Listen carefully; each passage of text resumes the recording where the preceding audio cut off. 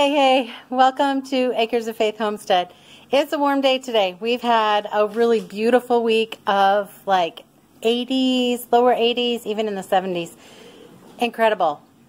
And today is a little warmer, so it's around 90 and it's just still, there's barely a breeze and kind of humid. So I did just, it's about 5 o'clock. I went out and turned on the fan in the bunny barn to just get a little more air circulating in there. It's really not too bad in there actually because it's been cool, but they needed it just a little more.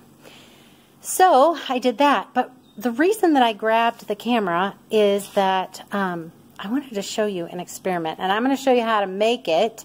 So I'm actually showing you the result first because I wanted to see if it worked, and it did. So I'm going to flip the phone around and show you what I've been working on, and I'm finding that it's fantastic. So here we go. All right, it's this. So I was getting very frustrated with flies in the house, even though they weren't like horrible. They're annoying, and they spot up things, and they drive you crazy, and so yeah. I looked online and found just some homemade things. And here's what I came up with. So a pop bottle with a piece of raw meat in it and a little bit of water. And of course the flies are drawn to it like crazy. They get in there, they drown, they can't get out kind of thing. Works great. I hung this up 2 days ago and wow, it's really doing its job. Now the instructions that I got said not to put that inside, or I'm sorry, definitely not inside. It would stink to high heaven, but not near your house. Now we're on day 2, and so it does not smell too bad, and I really wanted to kind of knock off the flies that are up here by the porch, so I hung it up here anyway and thought that I would move it. Sorry, I got stuff sitting everywhere. So many projects going on right now. It's quite a mess. Regardless, we're going to walk down to the chicken barn and see what those look like, because I hung 2 of them down here also. Our hens free range. They don't really spend much time in the coop this time of year. It's really ready for a big old cleanup because it's a mess. But as you can see, there are tons of flies, and I just am done with that. So what you're looking at right there is actually the seeds from choke cherries that I've been working on. So anyway, one thing that we need to do to cut down on the flies is simply to get rid of the manure that's in here. But also, look at my fly trap. This thing is doing amazing. So I'm really happy with that. There's the second one. This one is hanging up higher, and it seems to not be attracting them as much. I think I will relocate it. But I just feel like that is definitely a success. I'm going to hang that upper one down lower, and then I will show you how to build one. It's the easiest thing. You're just cutting, I don't even need to show you.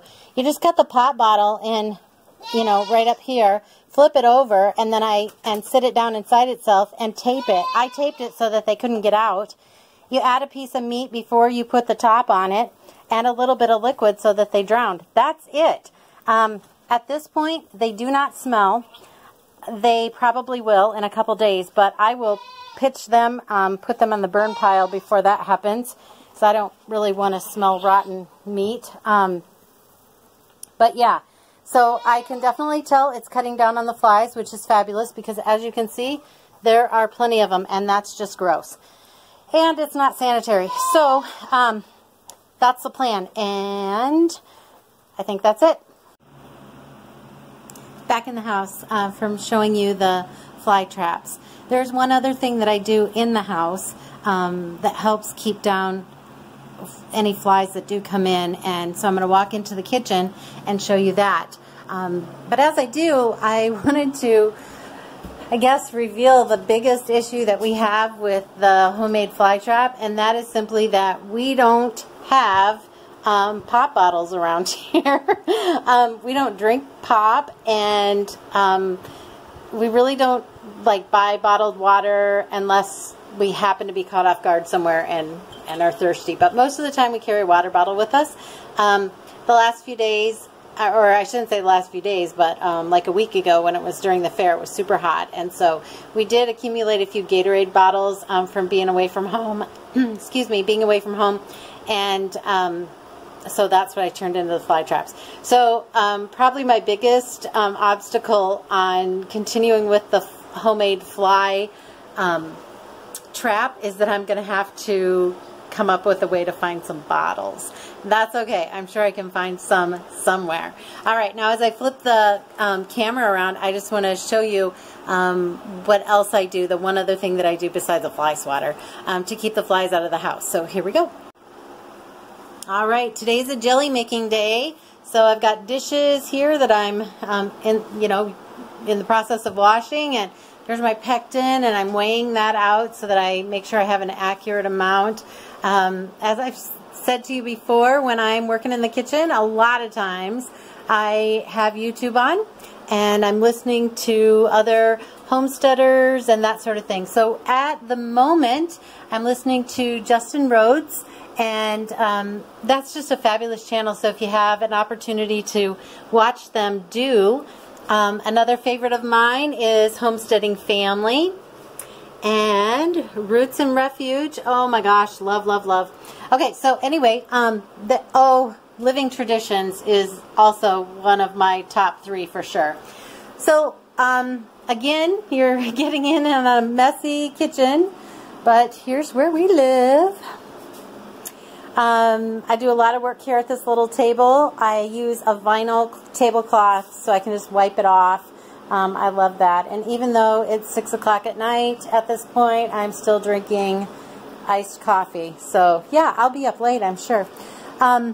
Just washing up some jars, getting everything ready. Here I've got a canner that I had jelly in, and it has moved over here. It's covered so that I don't have cold air blowing on it.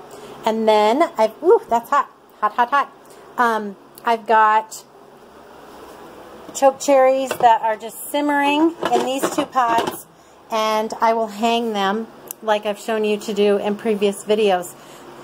So that's what I've been working on. I did have 2. I had one hanging here earlier, and then one over here hanging earlier, and I've got those strained and ready to measure out, and then they will become jelly in the next hour. So that's exciting. But this is, sorry to get sidetracked, this is what I wanted to show you, is the ever popular sticky fly trap.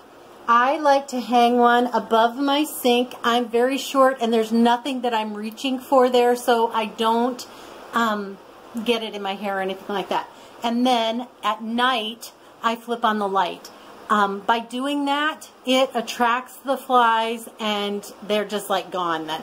So that works really well. So that's really what we do to combat having the issues of flies when we have livestock. And of course, you're going to have flies when you have livestock. Sorry you're seeing my messy kitchen. But as I keep saying, and I want to remind you that this is life, and if you're going to be a homesteader and do your own food and all of that, you're going to have messes. So this is what it looks like when I'm making jelly again today. So, oh gosh, here's something I should make a video about: cleaning the glass in the oven. If anybody has some great tips on that, I would love to hear it. Go ahead and leave that in the comments, please. For now, I'm just going to say good night. I'm going to get back to my jelly making. I hope you have a fabulous weekend. Please, if you haven't already, subscribe. Make sure you share our videos with other people, if you would, please. We're just a baby channel, and we would love to grow. So thank you for helping us with that. And, of course, like the video, too. So God bless you. I hope you have a fabulous evening, and we'll see you soon. Thank you.